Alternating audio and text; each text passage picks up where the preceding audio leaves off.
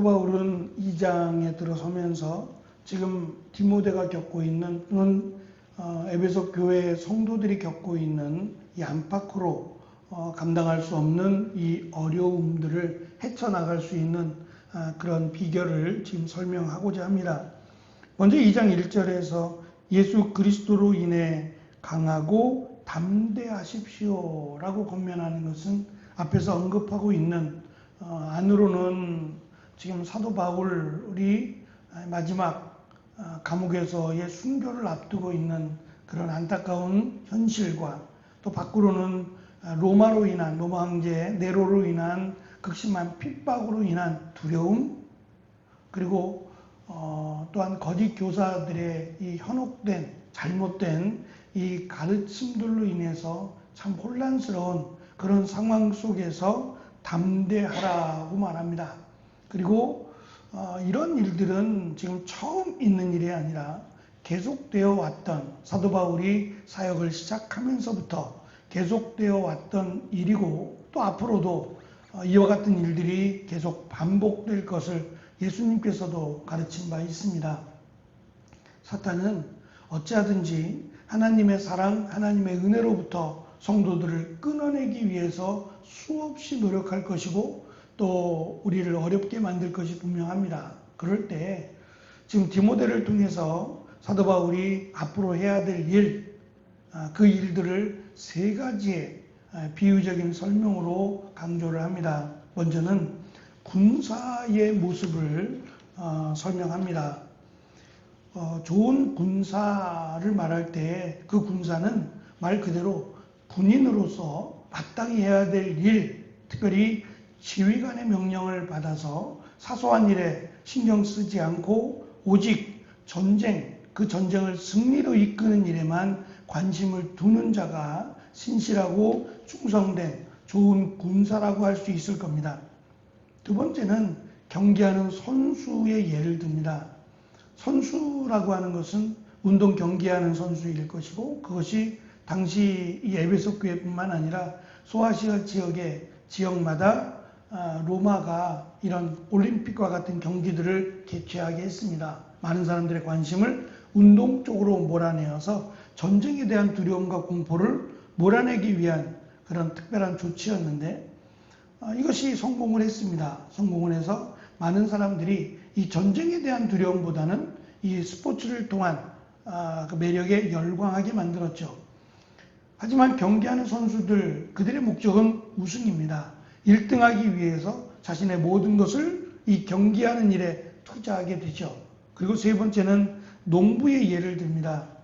수고하는 농부는 당장 눈앞에 결실이 없다 할지라도 결실을 예고하기 때문에 희망을 가지고 뼈를 깎는 수고를 감당한다는 겁니다.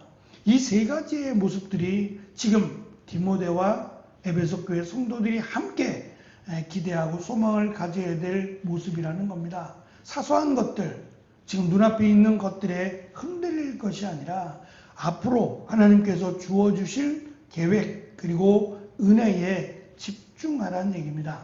마치 사소한 것들을 생각할 겨를이 없는 충성된 군사나 또 경기하는 자나 또 농사의 일을 하는 농부의 모습과 같이 지금 당장 힘들고 어렵고 암담할지라도 울며 씨를 뿌리는 자가 기쁨으로 거두는 것처럼 그렇게 하나님께서 역사하실 것을 믿는 그 믿음의 소망을 가지고 감당할 것을 말합니다. 특별히 사도 바울은 지금 여러 가지 안팎으로 힘들고 또 무언가 해결책을 찾지 못하는 그런 어려운 상황 속에서 디모데에게 충성되고 신실한 사람들을 가르치라고 말합니다.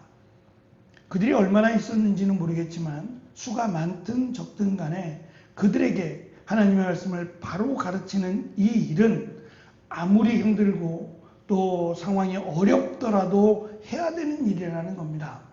마치 예수님께서 십자가에 달려 죽으시기까지 마지막까지 하셨던 일은 말씀을 가르치는 일이었어요. 제자들이 그것을 이해하지 못하고 다 도망치고 말았지만 끝까지 예수님은 제자들을 가르치는 일, 하나님의 진리의 말씀을 가르치는 일을 멈추신 적이 없다라고 하는 점을 우리는 기억해야 됩니다. 사도 바울 역시 마찬가지입니다. 당시 감옥에 있었지만 그 감옥에 찾아오는 앞에서 오네시보로를 말한 것처럼 그가 왔을 때 그냥 그에게 하소연이나 늘어놓고자 하는 것이 아니라 그에게 하나님의 말씀을 가르쳤고 그 말씀을 지금 편지를 통해서 이렇게 디모데와 또 성도들에게 전할 수 있도록 하는 일을 그는 끝까지 감당했음을 알 수 있습니다. 무엇보다 가장 소중한 것이 하나님의 말씀이고 그 말씀대로 우리가 교회가 세워져야 된다라고 하는 것을 잊지 말아야 할 것입니다.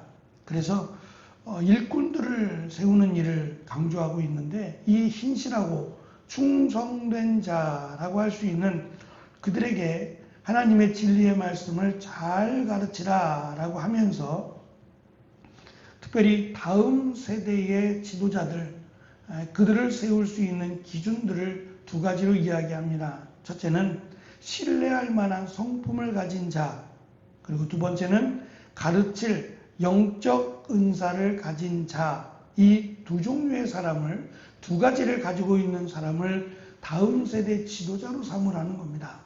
그러니까 말씀에 관심이 없고 말씀을 가르치는 일을 소홀히 하는 사람은 다음 세대 지도자가 될 수 없다는 것이고, 무엇보다 좋은 성품, 이것은 타고난 것과 또 자신이 이것을 위해서 애쓰고 수고하는 사람을 다 가르칩니다. 타고난 성품이 좋은 사람이 훨씬 좋겠지만 그렇지 못하더라도 이 좋은 성품을 위해서 수고하고 노력하는 그 사람, 성품과 그리고 이 가르치는 일에 열심히 있고 또 영적인 은사를 갖고 있는 사람, 그 사람을 지도자로 세워야 된다는 겁니다. 디모데가 언제까지 에베소 교회를 맡아서 사역하게 될지는 모릅니다.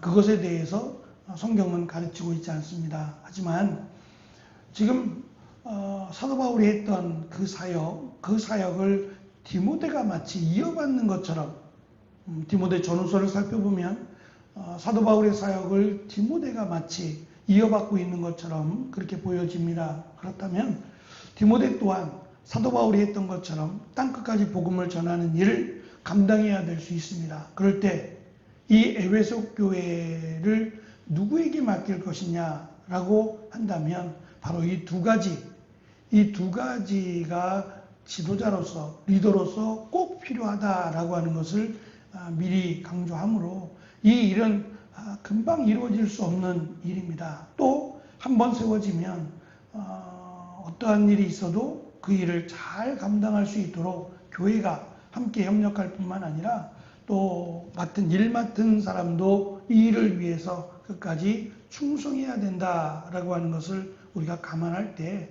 결코 쉽고 또 간단한 일은 아니리라고 생각합니다. 그래서 일꾼을 처음부터 잘 세우고 또 그들이 교회에서 지도자로서의 사역을 감당할 수 있도록 하는 일은 교회가 아무리 힘들고 또 감당할 수 없는 어려움들이 있다 할지라도 반드시 해야 되는 일이며 또 무엇보다 하나님께서 이제껏 도우신 것처럼 앞으로도 도우실 것이다 라고 하는 것을 1절에서 예수 그리스도 예수 안에 있는 은혜 가운데서 강하고 담대하라고 권면하고 있습니다.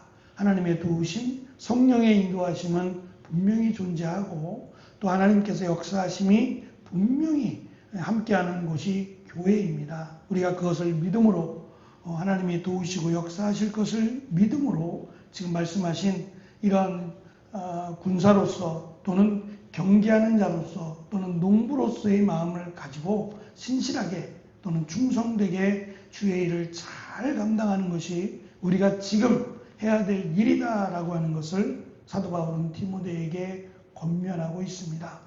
아마도 이렇게 권면한 내용처럼 이 일에 매진하고 또 충성함으로 교회의 어려운 문제들이 해결됐으리라 생각합니다.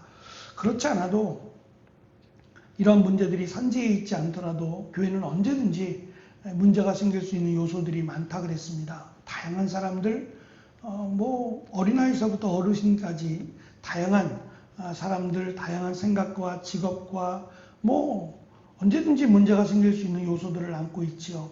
근데 이 문제들이 하나님께서 기뻐하시는 그런 교회를 세워가는 일에 가장 필요한 일꾼이 신실한 지도자라고 하는 것을 우리에게 가르쳐 줍니다. 이 일을 위해서 우리도 기도하며 또한 우리에게 허락하신 지도자로서 우리가 마땅히 해야 될 일들을 잘 감당함으로 하나님이 주시는 귀한 은혜와 축복이 교회 안에, 성도 안에 가득한 그런 매일매일의 삶이 되어지기를 간절히 축원합니다.